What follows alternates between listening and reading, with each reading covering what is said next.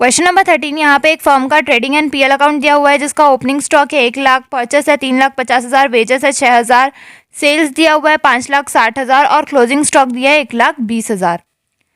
Gross profit दिया हुआ है 2,24,000, एडमिनिस्ट्रेटिव एक्सपेंस दिया है 28,000 का, सेलिंग एक्सपेंस दिया हुआ है 70,000 का।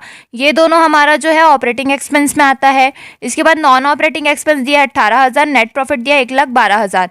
ग्रॉस प्रॉफिट दिया हुआ है यही जो इधर पे कैरी डाउन हुआ था, इसको अपन ब्रॉट डाउन किया है 2,24,000, ये हमारा ग्रॉस प्रॉफिट है। नॉन ऑपरेटिंग इनकम है 4,000 का। तो हमको gross profit ratio, net profit ratio, operating ratio, operating profit ratio और एडमिनिस्ट्रेटिव एक्सपेंस रेशियो कैलकुलेट करना है। तो इसका सॉल्यूशन होगा, सबसे पहले हम ग्रॉस प्रॉफिट रेशियो कैलकुलेट करेंगे। तो इसका फॉर्मूला होता है gross profit into 100 divide by sale. तो हमारा ग्रॉस प्रॉफिट था 2,24,000 का और सेल था और सेल्स हमारा था 5,60,000 का।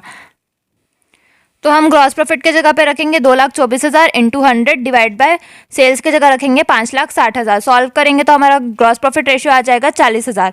फिर हम नेट प्रॉफिट रेशियो निकालेंगे NP into 100 divide by sale. Net profit हमारा दिया हुआ था 1,12,000 इंटू हम 100 करेंगे और सेल्स हमारा है 5,60,000 का। तो 20% आ जाएगा हमारा नेट प्रॉफिट रेशियो। अब हमको ऑपरेटिंग रेशियो कैलकुलेट करने को कहा गया था जिसका फॉर्मूला होता है operating cost into 100 divide by net cell. अब ऑपरेटिंग कॉस्ट अपन को कैलकुलेट करना पड़ेगा क्योंकि ये तो दिया नहीं है क्वेश्चन में। ऑपरेटिंग कॉस्ट का फॉर्मूला होता है COGS plus operating expense. Operating expense तो दिया है बट COGS नहीं दिया है, तो COGS अपन को कैलकुलेट करना पड़ेगा। COGS का फॉर्मूला होता है sales minus gross profit. Sales है 5,60,000 का, ग्रॉस प्रॉफिट है 2,24,000 का, माइनस करेंगे तो हमारा कॉस्ट ऑफ गुड्स सोल्ड आ जाएगा COGS 3,36,000। अब 3,36,000 में जब अपन ऑपरेटिंग एक्सपेंस जो हमारा एडमिनिस्ट्रेटिव और सेलिंग एक्सपेंस था दोनों को प्लस करेंगे 70,000 और 28,000 को, तो आ जाएगा 4,34,000 जो कि हमारा ऑपरेटिंग कॉस्ट होगा।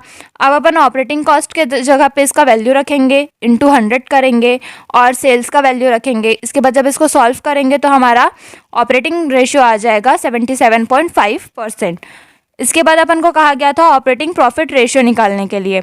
दोनों अलग होता है, ये ऑपरेटिंग रेशियो है यानी कि ऑपरेटिंग कॉस्ट रेशियो और ये है ऑपरेटिंग प्रॉफिट रेशियो।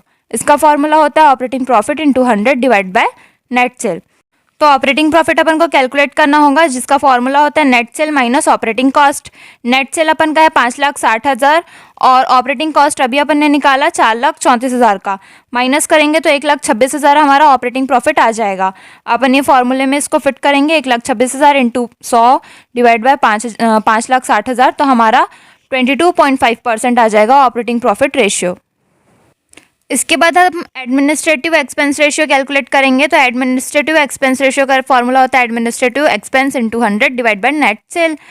अब ये एक्सपेंस हमको दिया हुआ था 28,000 का, इंटू करेंगे 100 से और सेल्स तो 5,60,000 है। सॉल्व करने पे आ जाएगा 5% जो कि हमारा एडमिनिस्ट्रेटिव एक्सपेंस रेशियो होगा।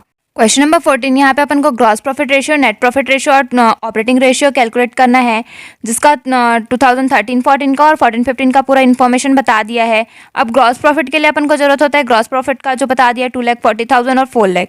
इसके अलावा सेल्स भी बता दिए 8 लाख और 10 लाख।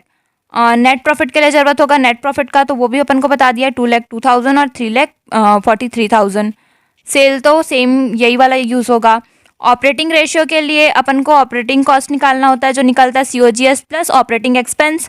तो COGS यहाँ पे दिया हुआ है कॉस्ट ऑफ सेल 5,60,000 और 6 लाख और ऑपरेटिंग एक्सपेंस भी बता दिया 40,000 और 60,000।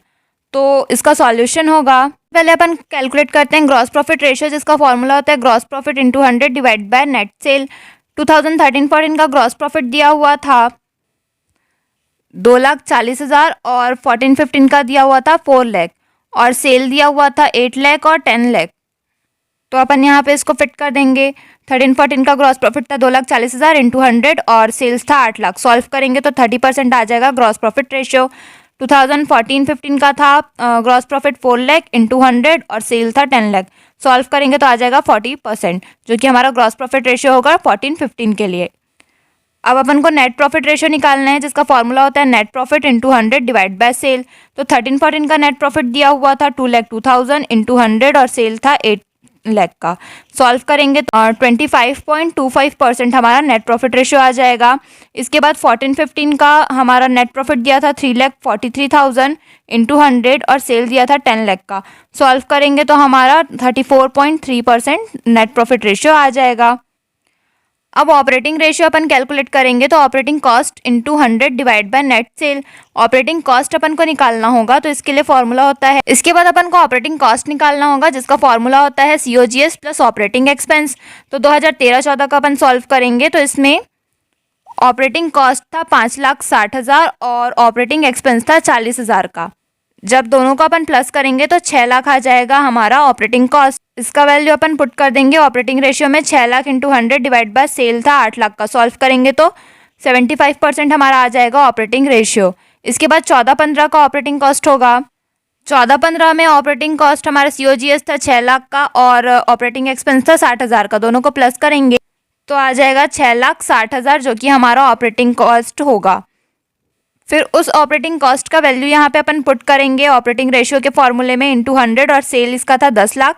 सॉल्व करेंगे तो आ जाएगा 66% जो कि हमारा ऑपरेटिंग रेशियो होगा।